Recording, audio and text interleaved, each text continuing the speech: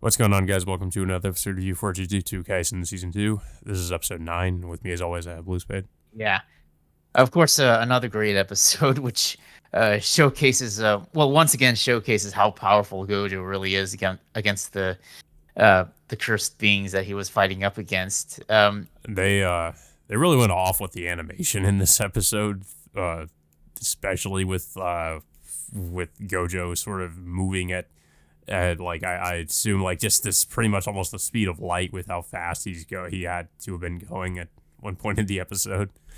Uh, I mean, I was really impressed with like everything they did with like just the movements of each of the characters and how they when they were fighting each other. Mhm.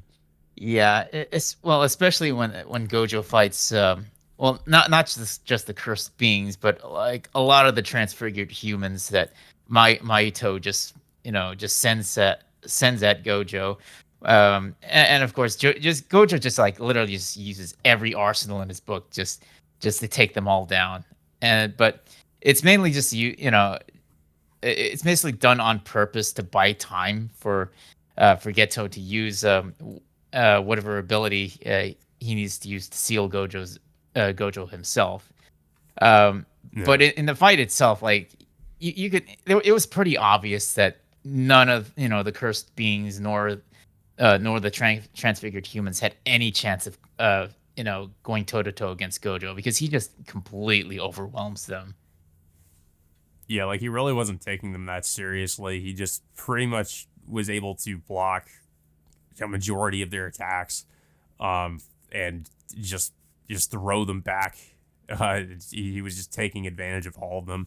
You just felt like the whole time he wasn't really, nothing really bad was going to happen to Gojo. It was more so the people around him that of course, were just getting completely just. So many people were getting killed in just all kinds of brutal ways. It's more so just the ordinary people that are that you sort of felt like were really in danger. I mean, with everything that was going on, so many people were just getting killed by the cursed spirits, and Gojo was just also, not to mention Gojo was probably holding back because if he used, as Geto pointed out, like if he used his, I think it was like his domain, then the people could potentially be like crushed within it or something, or they could end up inadvertently being killed. So he was also holding back at the time so as not to get the ordinary people caught up in everything. But But I think uh, he did use his domain expansion. well, he did. Yeah, he does. Of course, end up eventually using it. But I think it's also once he realizes how many people are getting killed, he, I guess he figures, he doesn't really have much of a choice. But even though he uses it, he tries to basically kill all these transfigured humans that end up showing up as fast as possible, so as not to, I guess, affect the ordinary humans caught up in it too much. Yeah, basically not to cause any collateral damage. Um, but Well, lessen the collateral damage has already happened because I mean, of course, there's already been so many people that have been killed. yeah, oh yeah, but yeah, but as soon as like Gojo is basically more or less done killing all the transferred humans, he comes face to face with like what was it, the so-called prison realm that gets in front of him. But it seems like he could have easily escaped, from being trapped by this thing. But the one thing that distracts him is of course Ghetto, just popping up out of nowhere behind him, which of course shocks Gojo to the point where he doesn't believe that this is Ghetto. Yeah, the episode was pretty heavily focused on Gojo, uh, and they kind of start off the episode pretty much just giving you a lot of red flags because they show these interviews with Yuji and the other characters talking about Gojo, um, and it already kind of gives you the feeling that something bad is about to happen to him. Uh, Yuji shows up briefly in the episode a few times. At first, just we follow up on that scene from the last episode where he sees this person just sitting there terrified, and then she ends up turning into a cursed spirit, and it kind of indicates that Mahito, of course, has something to do with it, because she turns into a cursed spirit and just it pretty much dies. Mhm. Uh, and he learns that way that there's a train filled with transfigured humans on the way over to where I guess to where Gojo is. Um, Yeah. but yeah, I mean, of course, as you were saying, yeah, Gojo ends up getting caught off guard by seeing Geto, um, and at first he acts like um, he doesn't really recognize him at first, like he doesn't, and then I guess the memories of Geto come back to him, and he remembers who he is, which it kind of left me scratching my head, because of course we still don't really know exactly, like, I mean, it felt like this episode kind of answered some questions that we had about what happened in Jujutsu Kaisen 0 with what happened with Geto, which it kind of left me even more confused, to be honest. I mean, of course, like we noticed now that he has these these stitches on his forehead, which I don't think I didn't realize, but yeah, I don't think he had them before. No, Um, he's had them like after. Well, I guess he's had them ever since the first core. But then when we saw him in Zero, he well, yeah, no, I'm saying in yeah, 0 when he yeah, like appeared. he didn't have them at the time. But what I've noticed is he doesn't have his usual posse that he had back in Jujutsu Kaisen 0. I mean, where were all the people that were working with him back in 0? Up until like the first core of the first season. So that Yeah. got me thinking, like, there's something up with this version of Geto, compared to like to the Geto we've seen in Zero, but and also during the hidden inventory arc. Right. Well, and they also, like, speaking of 0, of course, they reference Yuta, talking about how like Yuta could never truly something about like how Yuta could never be a replacement for Gojo or something like that. But it is pretty much revealed like he takes off like he undoes the stitches, and he takes off the part of his like the top of his head, and it reveals like I think it's some kind of cursed spirit that looks at like a brain in Yeah. his head. And Apparently that thing is taken over Geto's body. And what happens, it pretty much confirms like a lot, he mentions like a lot of the stuff that happened to Geto at the end of Jujutsu Kaisen 0, that Gojo had the opportunity to dispose of Geto's body after he killed him, but he chose not to for whatever reason. And then all of a sudden this whatever this being is like taking over his body, like took over for whatever reason, and decided to use like all of his abilities, but also retains some of Geto's memories as well. yeah, so I guess it's like it's kind of Geto, but also not, because it's using his memories and his personality, but it's not technically not really him.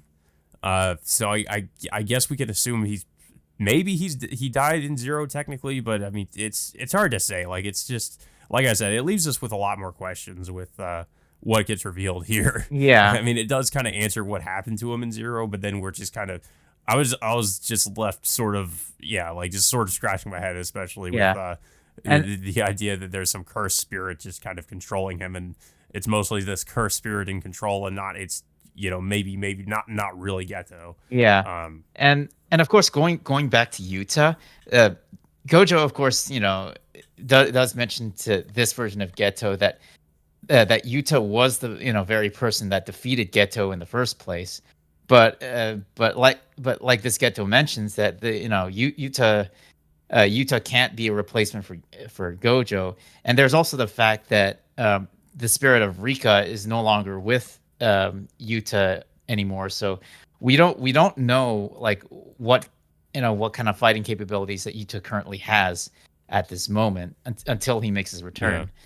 And and also another thing about like Yuta is that for people that watched the epilogue scene in Jujutsu Kaisen 0, that he was hanging out with one of Geto's former accomplices.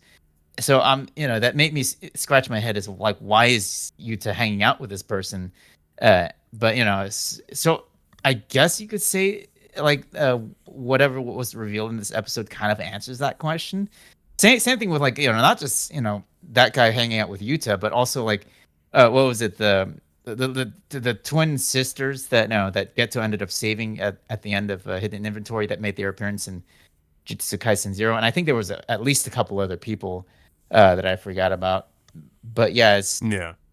this I kind of after watching Jujutsu Kaisen Zero and the Hidden Inventory arc, I kind of like I kind of had this feeling that this was gonna happen, that I more or less knew that there was something off with this version of Geto, and this more or less confirms this. Yeah.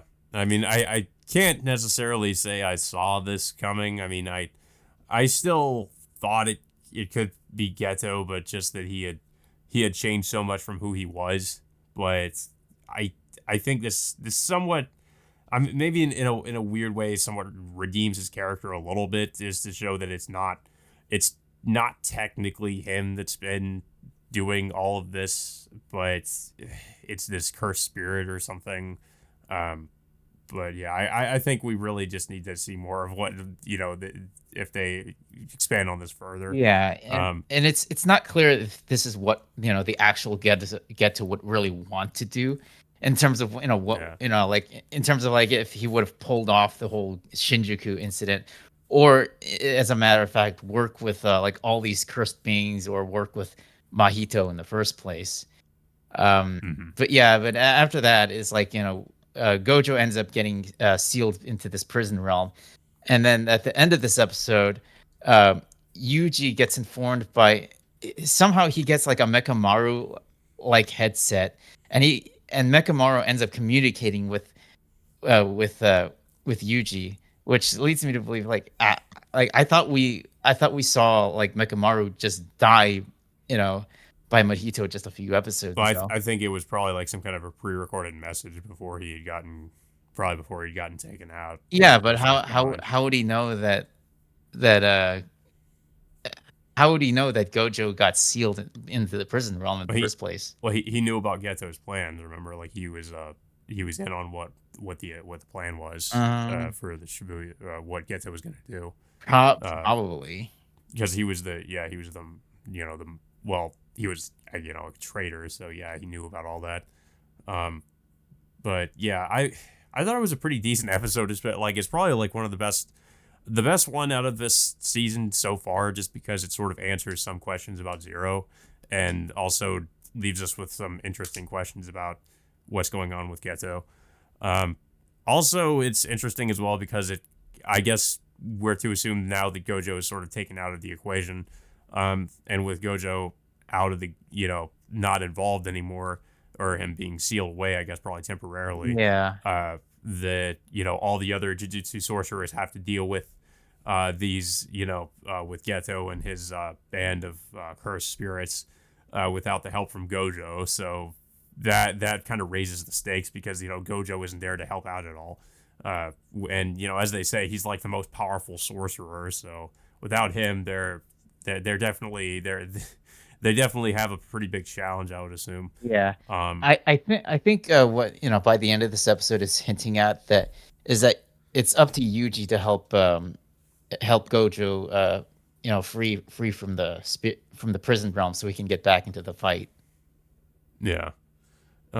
But yeah, I don't really have too much else to say about the episode. I don't know if you have anything else to say. It was a decent episode. It finally Yeah. answers the whole plot hole from Jujutsu Kaisen Zero, and of course some of the elements from the hidden inventory arc. So I'm glad Mhm.